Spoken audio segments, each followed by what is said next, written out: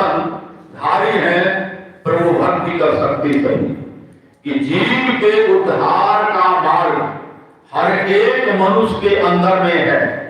जब तक इस मार्ग पर कोई चलेगा नहीं, धर्म और पंथ का असली फल मोक्ष वह नहीं पा सकता। इसी को भजन के रूप में है कि जीव उद्धार का द्वार पुकार कहा, घट भीतर ही सब संतों ने वह कौन सा द्वार है? कहते हैं जब तक इस द्वार का पता नहीं लगेगा, अभी जीवनी में पढ़ रहे थे, आप कितनों ही धर्मशास्त्र को उल्टाते रहिए, धर्मशास्त्र के मर्म को हम आप नहीं जान सकेंगे। जीव उद्धार का द्वार पुकार कहा, घट भीतर ही सब संतों ने। भगवान श्री राम ने भी यही जीव के उद्धार के मार्ग के बारे में कहा कि साधन धाम मोक्ष कर द्वारा, कि मोक्ष का द्वार हम आपके अंदर में है। उस मोक्ष के द्वार पर हमें चलना है, उस मोक्ष के द्वार का हमें पता लगाना है। और इसी के लिए बाबा देवी साहब ने कहा कि यह काम करने के बाद होने वाला नहीं है, इस काम के लिए हम जिंदा नहीं, इस काम को हम कर सकते हैं। और अंतिम में कहा सब संतन की सब युक्ति यही, जैसे भगवंदन दूर सही, यही ढोल पिटाए सुनाए दिया। गुरु साहब बाबा देवी ने संतन मत भेद प्रचार किया। गुरु साहब बाबा देवी ने संत मत नहीं, परम पुरातन परम सनातन है, लेकिन प्रचार और प्रसार की बात हमारे गुरु महाराज कहते हैं कि बाबा देवी साहब के समय से होने लगा। और गुरु महाराज के समय में तो हम आप देखते रहे, उसके बाद यह संतमत का प्रचार बहुत जोर शोर से चारों क्षेत्र में हो रहा है, चारों तरफ हो रहा है। विदेश में भी यह संतमत का प्रचार और प्रसार है। जब गुरु महाराज कहते हैं कि अपने गुरु के लिए बहुत भटके, और अंत में जब बाबा देवी साहब का दर्शन हुआ, उनसे दीक्षादान लिए, तब कहते खोजत खोजत सतगुरु भेटी गेला शहर मुरादाबाद। ये गुरु की खोज, ये लंबी यात्रा, जिंदगी की यात्रा, जिन्होंने अपने गुरु की खोज की। हमारे गुरु महाराज एक बार बोल रहे थे मौज में, वहां प्रिंसिपल थे, नाम मैं भूल रहा हूं, उसी कॉलेज खगड़िया के विश्वानंद जी महाराज,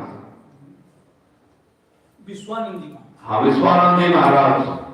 तो गुरु महाराज अपने मौज में बोले, संत जब भी बोलते हैं तो मौज में बोलते हैं, और संत की वाणी जो होती है वह मिटने वाली नहीं, अमिट वाली होती है। तो उन्होंने कहा कि मैं बड़ा सौभाग्यशाली हूं कि मुझे बाबा देवी साहब जैसे गुरु मिले।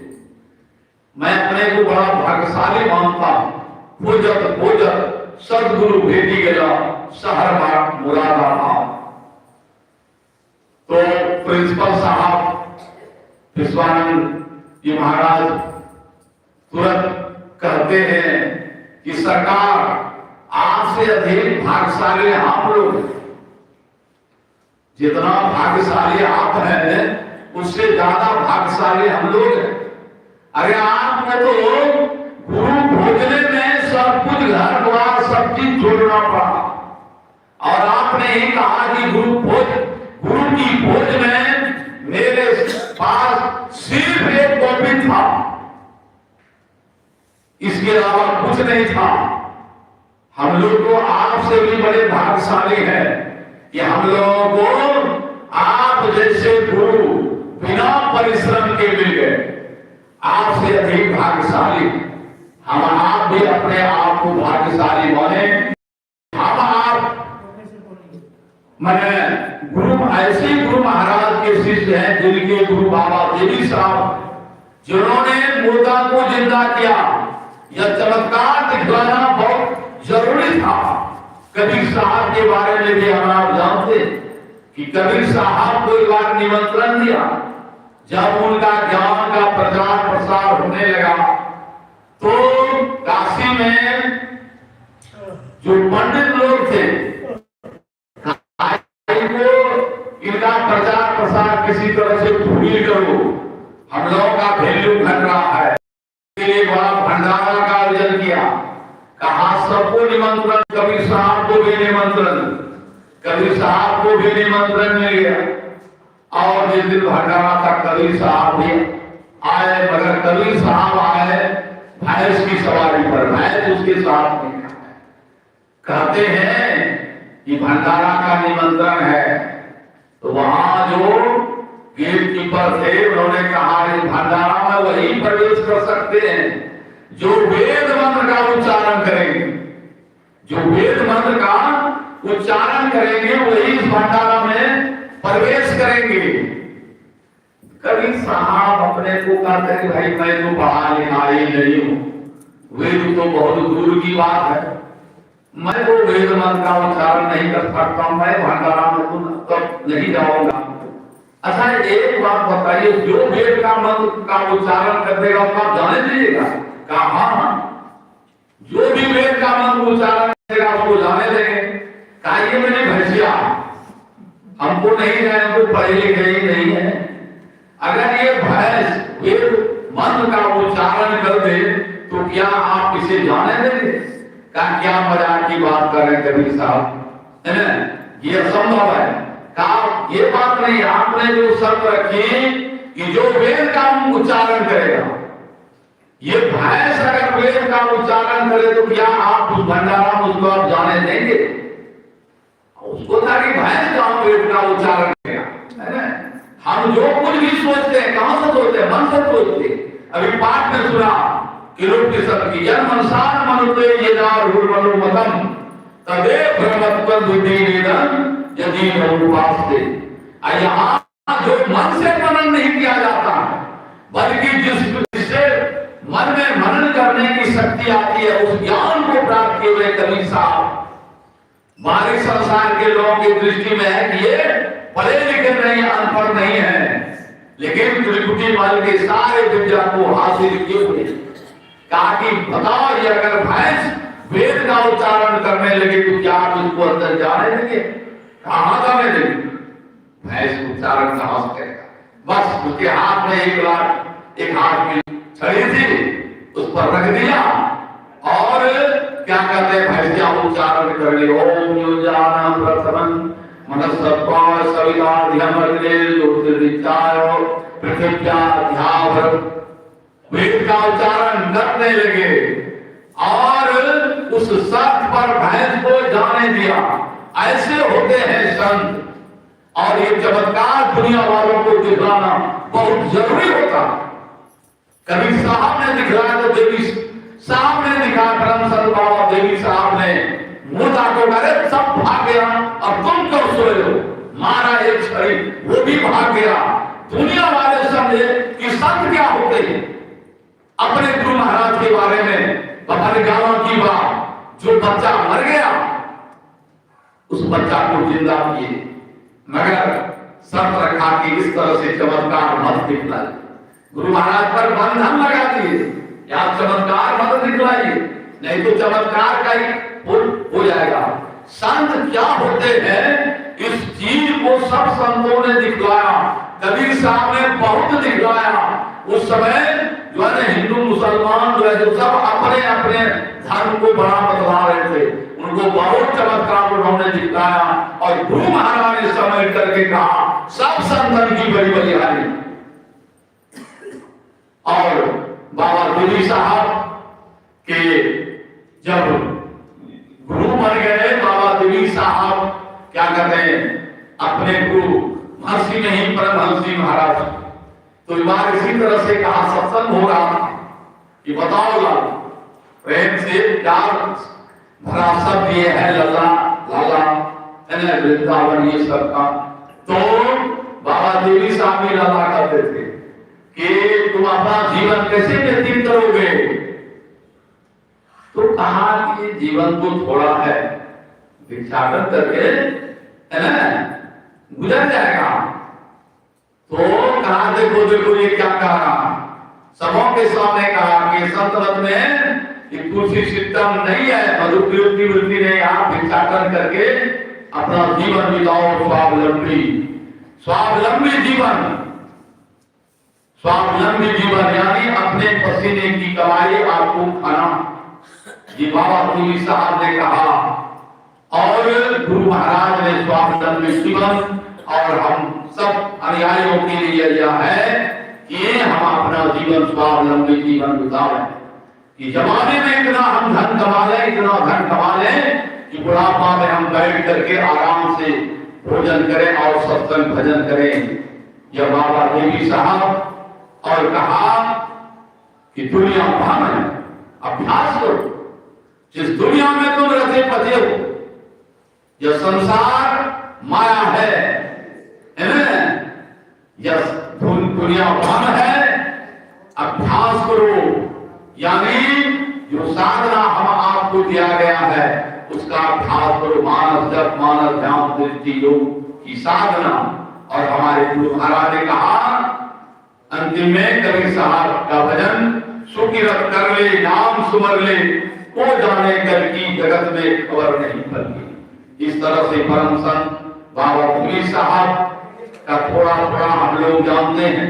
जब अपने गुरु महाराज के बारे में ही अधिक नहीं जानते तो उनके गुरु के बारे में हम लोग उतना अधिक नहीं जानते हैं। पूज्य बाबा हमारे सामने हैं, अब हम लोग उन्हीं से आज और 11 बजे तक ही कार्यक्रम सुनेंगे होगा। इन्हीं वाणी के साथ अपनी वाणी में विराम दे रहा हूँ और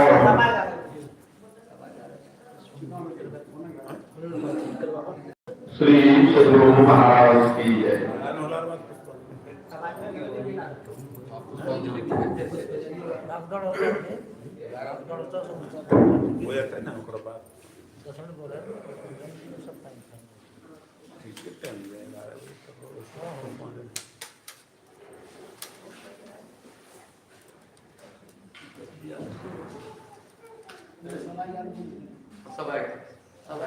आधा घंटा उसको पानी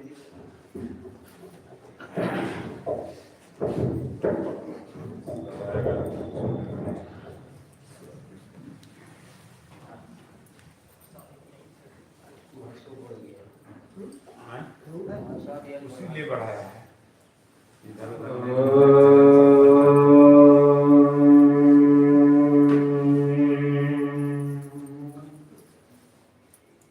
नमामि अमित ज्ञान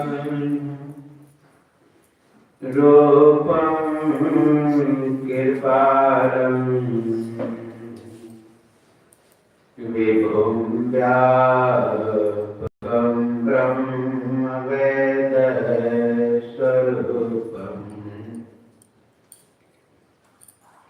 निजं निर्गुणं निर्विकल्पं निरेहं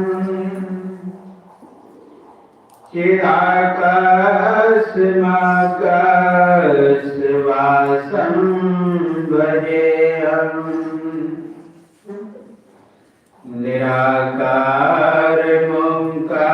निराकारमोङ्कारमूलं तुरीयम् गिराज्ञानप्रोदित में संगिरेशं करालं महाकालकालं कृपालं गुणागार संसार पारं नतोऽहम् गुणागार संसार परम नतोऽहम्। श्री सद्गुरु महाराज की जय। श्री सद्गुरु महाराज की जय। श्री सद्गुरु महाराज की जय। सर्वत्र में विराजमान आराध्य देव को कोटि से नमन। व्यक्त रूप में यत्र तत्र अन्यत्र विराजमान संत जन, विज्ञजन, सज्जन वृंद, माता एवं धर्मशीला भक्तिमती बहनों के अंतस्थ विराजमान परमात्मा को मेरा नमन। अभी आप लोग दादा गुरु बाबा देवी साहब के परिनिर्वाण दिवस पर यत्र तत्र से एकत्र हुए हैं। उसमें सदग्रंथ सत्संग योग से पाठ सुनाया गया। परिनिर्वाण दिवस अर्थात जिस दिन वह निर्वाण को प्राप्त किया। परि उपसर्ग है, निर्भी उपसर्ग है और वान शब्द है। जहाँ विशेष प्रकार से बाण ना लगे, अर्थात जहाँ ना सत्वगुण रहे, ना रजोगुण रहे, ना तमोगुण रहे। बाण गता इति निर्माण। जहाँ आप लोग जानते हैं कि बाण जिसे लगता है दर्द होता है, पीड़ा होती है, दुख होता है। उस पीड़ा दुख से जो उपराम हो गया है, भगवान बुद्ध ने कहा, ऐ दुनिया बनाने वाले, तू मुझे अब दुनिया में नहीं डाल सकता क्योंकि मैंने तुझे देख लिया। अब उसकी स्थिति में पहुंच गए जहां सांसारिक बंधन नहीं रहता है, संसार का प्रभाव नहीं रहता है। उस स्थिति में पहुंच गए, अर्थात सबसे परे। वहां पर ना तद्भाष्यते सूर्यो ना शांतो न पावका यद्गत्वा न निवर्तन्ते तद्धाम परमः। यानी ब्रह्म बन गए, परमात्मा बन गए। और परमात्मा क्या है? सब में व्यापक है और सबसे न्यारा भी है। तो जानत तुम्हें ही हो जाए, जानने के लिए गए और स्वयं परमात्मा बन गए, स्वयं भगवान बन गए। और परमात्मा क्या है? सब में व्यापक। जब स्थूल शरीर में थे बाबा देवी साहब, फिजिकल बॉडी में थे, तो कितने का कल्याण किए। अब सूक्ष्म शरीर में हो गए, उनके उपदेशों को धारण करके, आदेशों को धारण करके बहुत उद्धार हो रहे, बहुतों का उद्धार हो रहे। जब शरीर छोड़ रहे थे बाबा देवी साहब, तो शिष्यों ने निवेदन किया, आप तो चले जाएंगे, मेरे लिए क्या उपदेश और आदेश है? उन्होंने कहा, संसार दुनिया भर में अभ्यास कर। दुनिया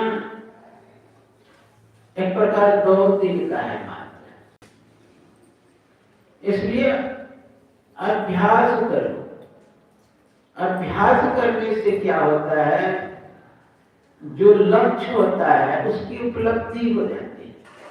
जैसे कोई पानी में बह रहा है, हाथ पैर पटकेंगे पानी में तो किनारे लग जाएंगे। अभ्यास के द्वारा वह लक्ष्य तक पहुंच जाएगा। तो हम लोगों का लक्ष्य है परमात्मा। आया था सैर करने के मुसाफिर हुए, आए हैं सैर करने के लिए, पुनः हमें वहां जाना है जहां से आए हैं। इसलिए हम लोग को बाबा देवी साहब के आदेश के अनुसार हम लोगों को चलना चाहिए। गुरु महाराज जो उपदेश किए, बाबा देवी साहब के आदेश के अनुसार जो उपदेश किए हम लोग उसको जब धारण करेंगे, उसको अपने जीवन में उतारेंगे, उस मार्ग से चलेंगे। उनका एक शिष्य था, उनकी वाणी है, मेरी आंखों में तारा नजर आ गए। जब हम भजन करेंगे, गुरु युक्ति से हम चलेंगे, तो अंदर में वह प्रकाश होगा, तारे उदय होगा। आप लोग जानते हो, स्वामी जी महाराज कहते हैं कि अंदर में अंतर मार्गी बनना चाहिए। अंतर मार्गी नहीं बनेंगे तब तक उस स्थिति को प्राप्त नहीं करेंगे। जानते हैं, सच कहूं, मुझे भी पता नहीं था कि हाँ बाबा जी का परिनिर्वाण दिवस है। वो तो मुझे फोन किया गया, तब हमको पता चला कि परिनिर्वाण दिवस है। अब बोलिए, संत मत के जो एक मुख गढ़ी है उसी को भूल जाए, उसी को लोग बिछड़ जाए। संत मत परंपरा की एक प्रमुख कड़ी है। यूं तो कहा जाएगा न पक्षपात का चूड़ा को वेद पुराण संत मत बांट। संत मत बहुत पुराना, पुराण भी इस बात की व्याख्या करता है। वेद तो पुराण संत मत, लेकिन संत मत के परंपरा मजबूत कड़ी के रूप में बाबा देवी साहब, आप लोग सुन रहे थे अभी कि परंपरा उतना क्लियर नहीं मिल रहा है। वैसे तुलसी साहब कहते हैं, लेकिन तुलसी साहब से दीक्षा गुरु महाराज बाबा देवी साहब नहीं किए, इसलिए बैठ करके जैसे लेते कहे थे बिल्कुल थे।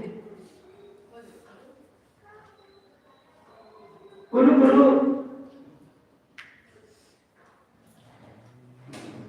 उसे भी आप कह सकते हैं जो आपके यहाँ बार बार आते जाते हैं। महात्मा थे वो, अक्कर महात्मा तुलसी साहब। यहाँ तक कि भिक्षा मांगने के लिए जाते थे तो लकड़ी खोस लेते कपार में, ताकि लोग के पागल है। फक्कर महात्मा देव के यहाँ आते जाते थे, लेकिन गर्भ में जिस समय थे उस समय आकर के कुछ उपदेश किए थे। वही ज्ञान बाबा देवी साहब को अपने आप हो गया। सतगुरु की कृपा हुई। जैसे आप लोग जानते हैं कि संतों की टोली जा रहे थे वृंदावन की ओर, रास्ते में अजामिल के यहाँ ठहरा। अजामिल की पत्नी गर्भवती थी और उसे कहते हैं कि इसका नाम तुम नारायण रख दे। उसी तरह बाबा देवी साहब के यहाँ आए हुए थे और गर्भ में उस समय बाबा देवी साहब और कुछ उपदेश किया, और उसी उपदेश को धारण करके बाबा देवी साहब संत हो गए। गुरु ही समझिए शिष्य को खोज लिए। जैसे निवृत्ति नाथ सोए हुए थे, स्वप्न में वो एक गुफा में प्रवेश करता है और से आवाज आती है, आओ आओ, मैं तुम्हारा ही इंतजार कर रहा था। कहा मेरी इंतजार? गहरी नाम थे वो। कहा मेरी इंतजार? कहा आओ, मैं तुम्हें नाम पंथ का दीक्षा देता। तो कहा मैं तो वैष्णव पंथ के, मेरे पिताजी विठल पंथ हैं और आप कह रहे नाथ पंथ का दीक्षा। दोनों का केंद्र बिंदु एक ही है। स्वप्न में दीक्षा दिए और ज्यों ही जगे भगवान का नाम लेते हुए उसी समय ज्ञानदेव ने दीक्षा लिया निवृत्तिनाथ, सोपान ने दीक्षा लिया और उनकी जो बहन थी मुक्ताबाई वो भी दीक्षा ली। कहने का भाव कहीं कहीं गुरु ही शिष्य को खोज देते हैं। यहाँ पर गुरु ही अगर बाबा तुलसी साहब ही बाबा देवी साहब को खोज और गर्भ में से उसी समय उठते। आप लोग जानते हैं कि चक्रव्यूह का भेदन वीर अभिमन्यु गर्भ में ही सीख लिया और चक्रव्यूह का भेदन भी कर दिया। गर्भ में भगवान का दर्शन किए राजा परीक्षित। तो गर्भ में ऐसे संत महापुरुष का दर्शन मात्र हो गया तो समझिए उसी समय वो निहाल हो गए, उसी समय गुरु धारण हो गए। तुलसी साहब का आगे का जीवन थोड़ा बहुत नामक पद से भी मिलता है। राधा स्वामी के संप्रदाय से एक पुस्तक निकला हुआ है, उसमें जोड़े हुए हैं। क्योंकि तुलसी साहब के ही शिष्य थे राधा स्वामी के परंपरा वाले जो भी दोनों सुनते हैं। बाबा देवी साहब और राधा स्वामी वाले जो संप्रदाय के पहले के आचार्य थे दोनों एक मंच पे ही सत्संग करते, लेकिन उनके शिष्य जो थे उसने राधा स्वामी संत मत लिखना प्रारंभ किया। उसी समय बाबा देवी साहब बोले कि आपने ऐसा लिखा, कहा हम इस तरह प्रचार करें। ठीक है, तुम राधा स्वामी संत मत का प्रचार करो, हम संत मत का करेंगे। उसी समय से उनके मंच पर नहीं जाने लगे।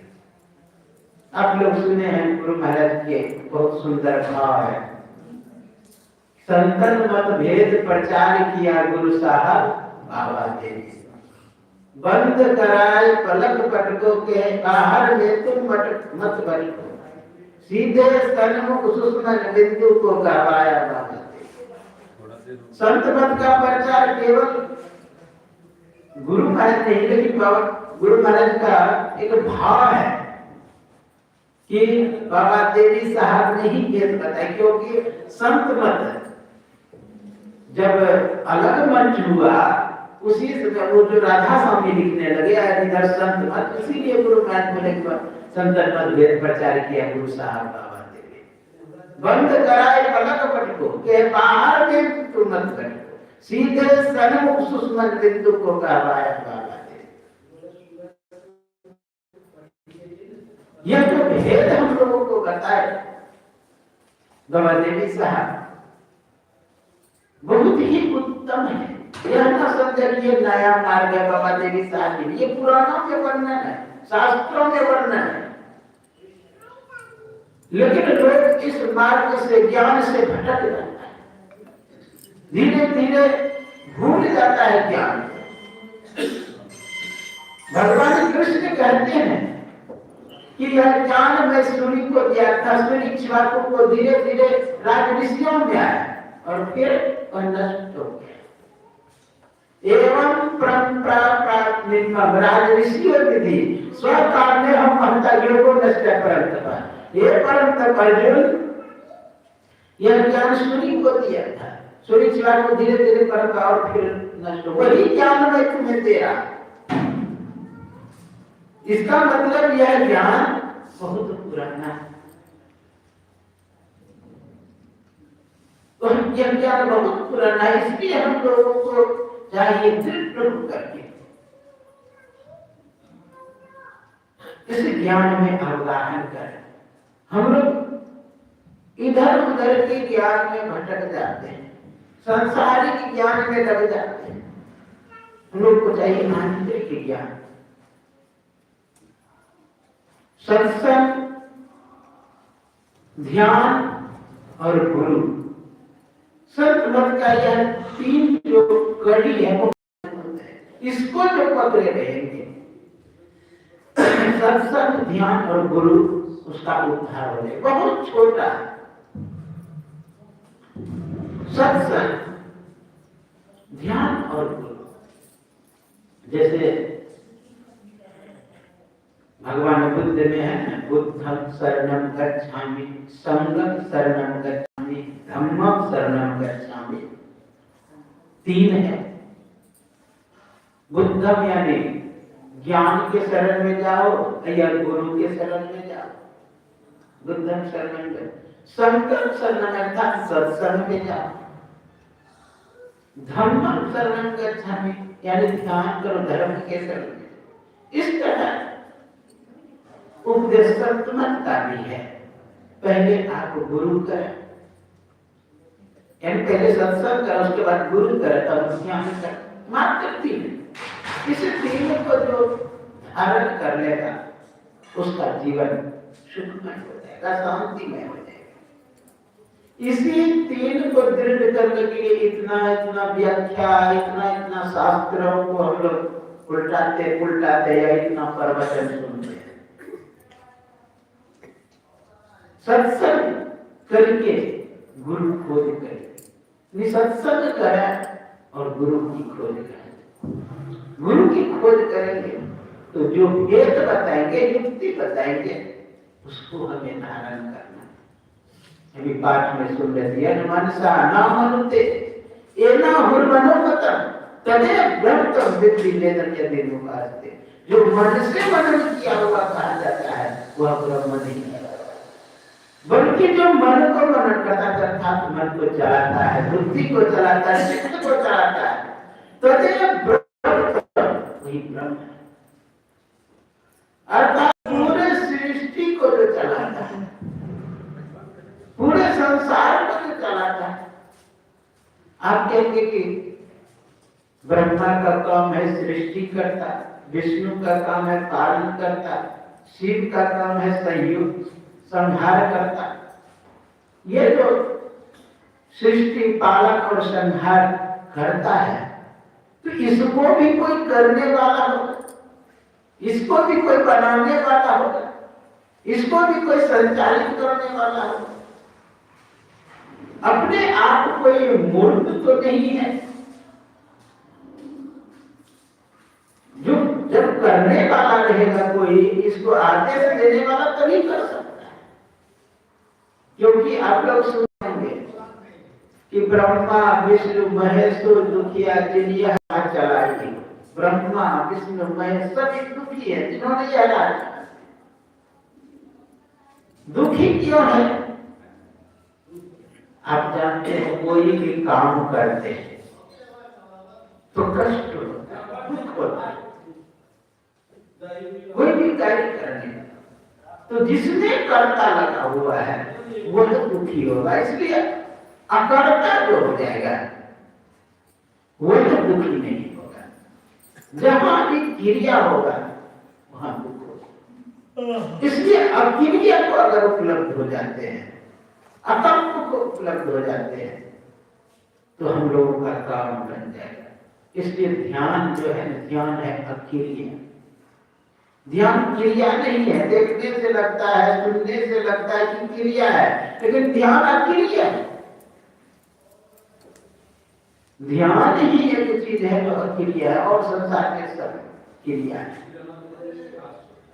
ध्यान आप यह न समझे केवल मानस ध्यान के विषय में कहा जाए। ध्यान का मतलब यह न समझे केवल मानस जप के विषय में कहा जाए। ध्यान का मतलब यह न समझे कि केवल दृष्टि योग के विषय में कहा जाए। ध्यान का मतलब यह न समझे कि शब्द साधना के विषय में ही कहा जाए। अगर कर रहे हैं शब्द साधना वहां क्रिया है, अगर कर रहे हैं मानस जप तो वह क्रिया है, अगर कर रहे हैं मानस ध्यान तो वह क्रिया है, लेकिन ध्यान अक्रिया है। ध्यान ध्यान न विचारो ध्यान शून्य घटा मन। ध्यान को ध्यान नहीं करते, शून्य घट मन को ध्यान कर। जहां रिक्तता है, खाली पर कोई अंदर में दर्द ना पैदा हो, कोई बगावत ना हो, कोई विद्रोह नहीं हो, तब कहते हैं जहां खिली वही। बुद्ध से किसी ने पूछा कि आपने कब पाया? कहा जब मैं करना छोड़ दिया, मैं जब करना छोड़ दिया तब मैं पा लिया, जब विकृत होना छोड़ दिया तब मैं पा लिया। मैं तो उपलब्धि था। जैसे एक नोक आप रखने कलम से जिधर भी जाएंगे वह क्रिया हो।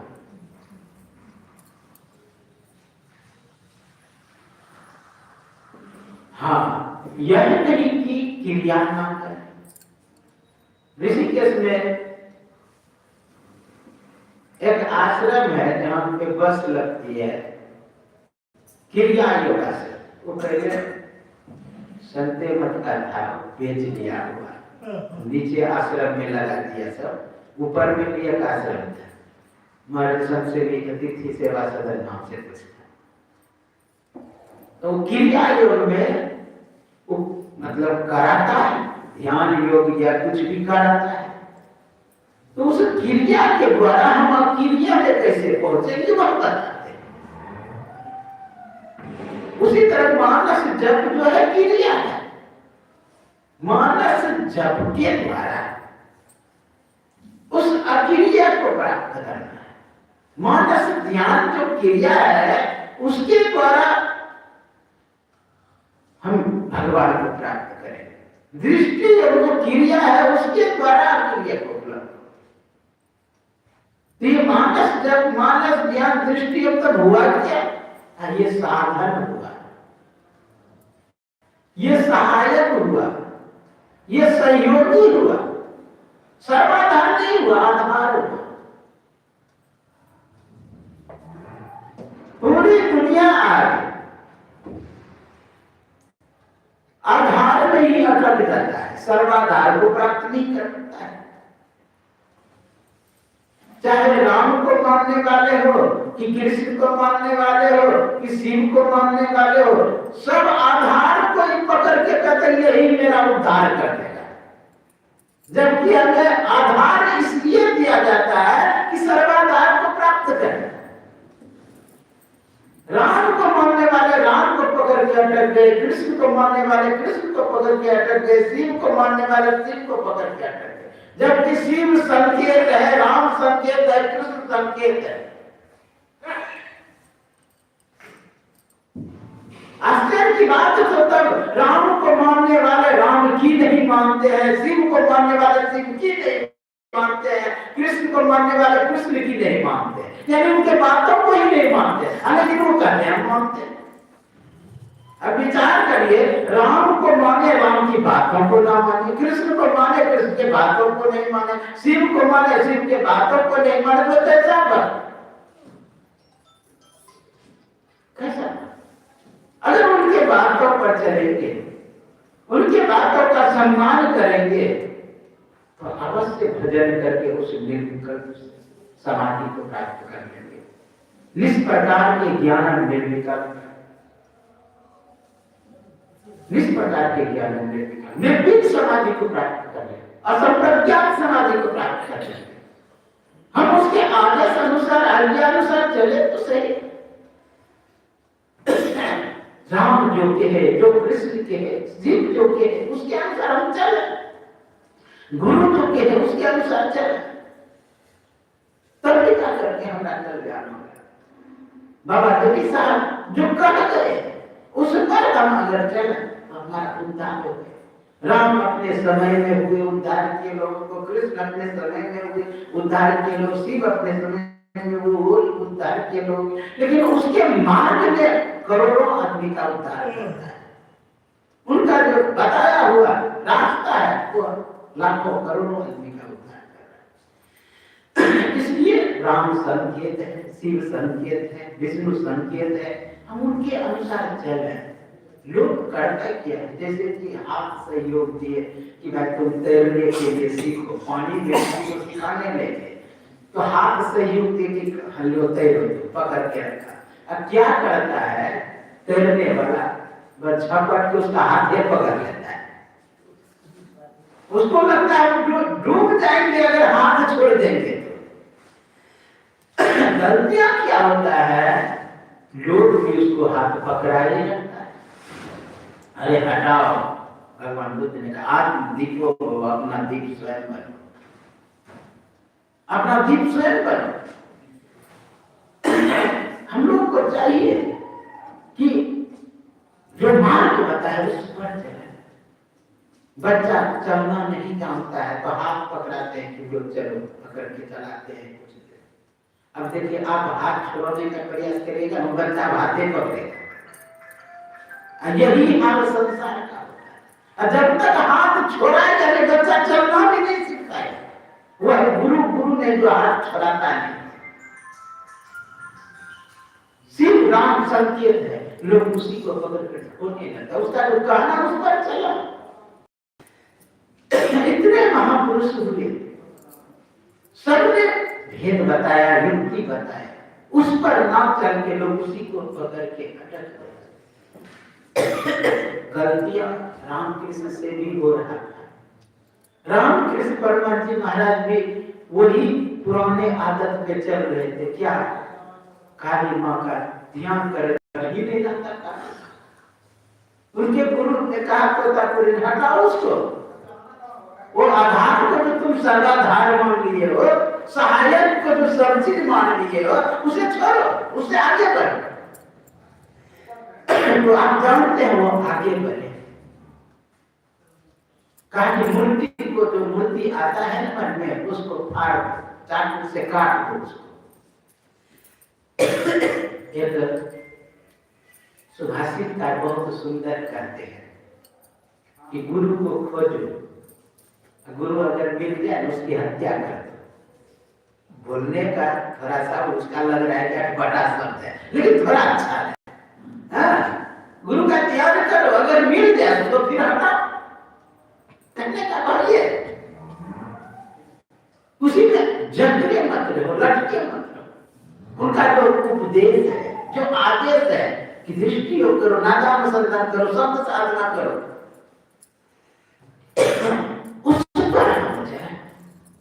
एक महात्मा ये बात बोल दिए। हाँ, राम को मानने वाले राम को पकड़ के अटक गए, कृष्ण को मानने वाले कृष्ण को पकड़ के अटक गए, दूसरे बार उसको माइके दे दिए। दूसरे संप्रदाय में था सर्वधर्म का महात्मा। तो कहने का उनका जो महाराज रामकृष्ण परमहंस जी महाराज, आप जानते हैं तोतापुरी से दिखा लिए निर्मलाकार का, उस शब्द में प्रतिष्ठित हो गए जहाँ निसर्गन कर्म बदल में। राम भगवान जो उपदेश किए उसके अनुसार चलेंगे। कृष्ण ने जो कहा सम आसन आसनीना सबका यथा सुखम अच्छा उत्सन आगाज स्वाना आगे कृतज्ञ। ज्ञान लोप हो रहा है, लोगों को चिंता नहीं होता है, लेकिन हाँ बुद्ध का क्या कितना बजे बोले श्री सद्गुरु महाराज की जय, श्री सद्गुरु महाराज की जय, श्री सद्गुरु महाराज की जय। तो राम का जो, कृष्ण का जो, शिव का उपदेश है, गुरु महाराज का उपदेश है, बाबा देवी साहब का उपदेश है, या हमारे बुद्ध का उपदेश है, या जितने महापुरुषों का उपदेश है, उपदेश को ना डूब जाए, उसका मूर्ति डूब जाए, मूर्ति टूट जाए, बम से उड़ा देते हैं मूर्ति को, क्या है?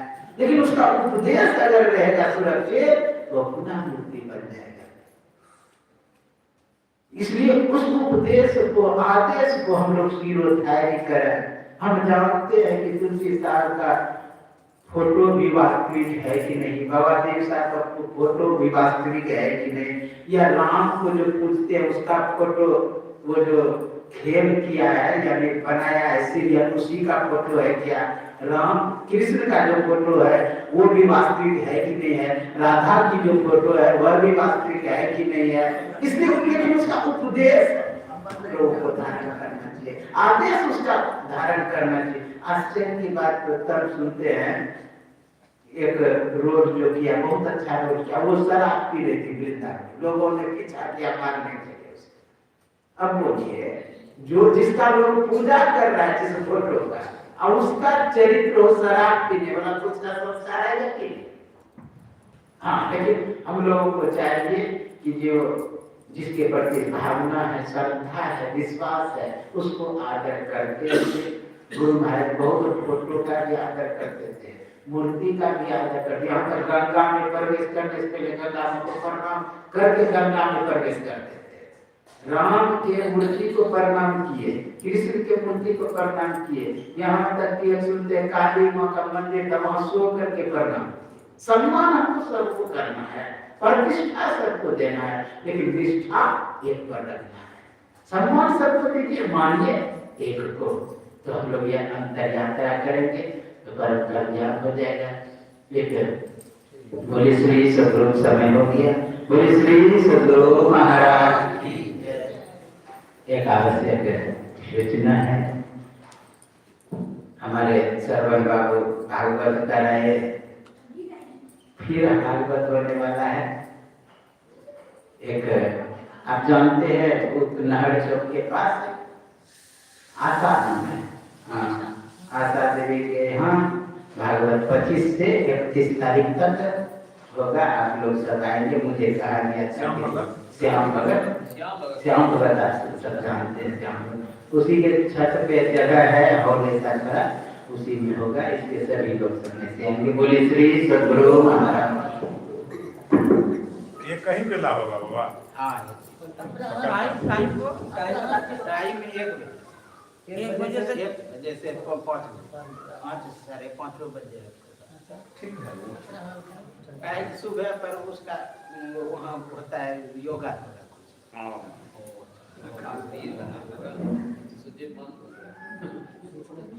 एक टाइम में वो 4 घंटा है ना? हवा में गिर गया तो फसलों से पारों से पानी करवाइए, फिर उसके बाद आप लीजिएगा। है ना? फूल लाए, फूल से हाँ फूल आ गए।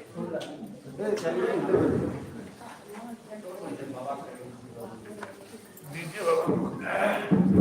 श्री सदगुरु महाराज की जय। अब पहले कल्याण का कार्यक्रम होगा, हम चाहेंगे आह्वान करेंगे कि पूज्य स्वामी मंगेशानंद बाबा और स्वामी गोपाल जी महाराज दोनों मिल करके पहले देवी साहब में कराइए।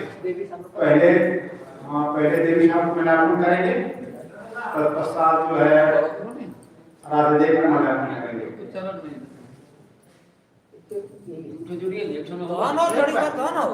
नहीं, वो जुड़ा हुआ है।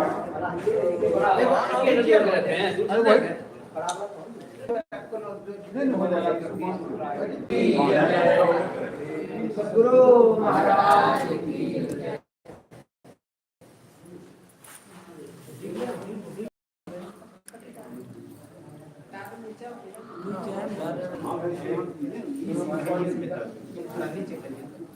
पूरा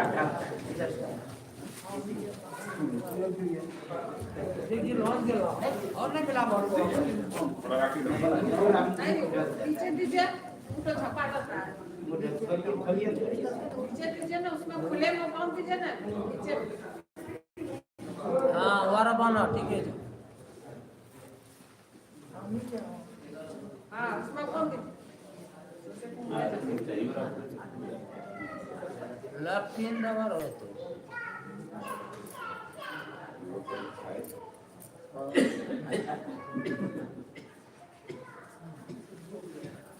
श्री सदगुरु महाराज की।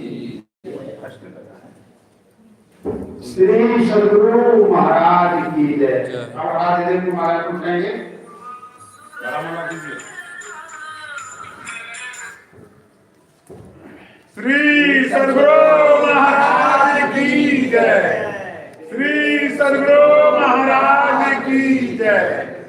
श्री सदगुरु महाराज की जय।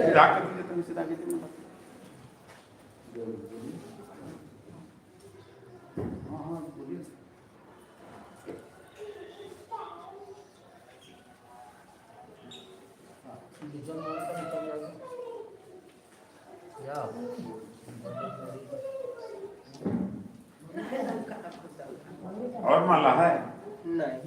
इधर सुनिए ना, पुष्प को क्या करिए, पुष्प से श्री सद्गुरु महाराज की जय। को दे दीजिए। हाँ, चलिए महाराज जी के सब अपना धीरे धीरे करेंगे। यार सब देख खराब सबसे हाथ श्री सद्गुरु महाराज की जय। श्री सद्गुरु महाराज की जय।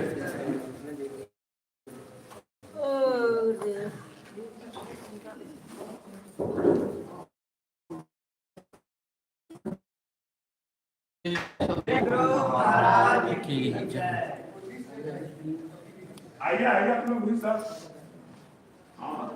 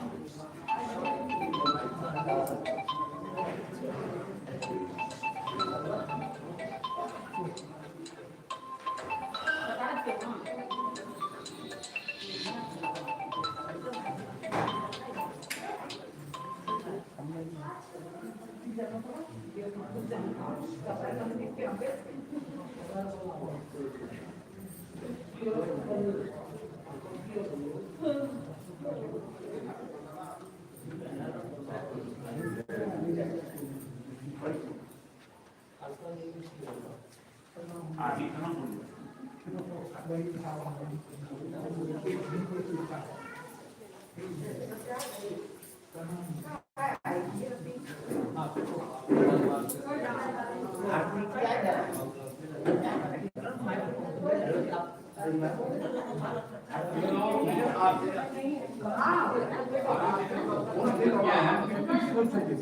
हमको इस बात को ध्यान नहीं रहा। हम फोन किए थे पहले, याद आ गया हम सभी फोन किए थे, नहीं लगा।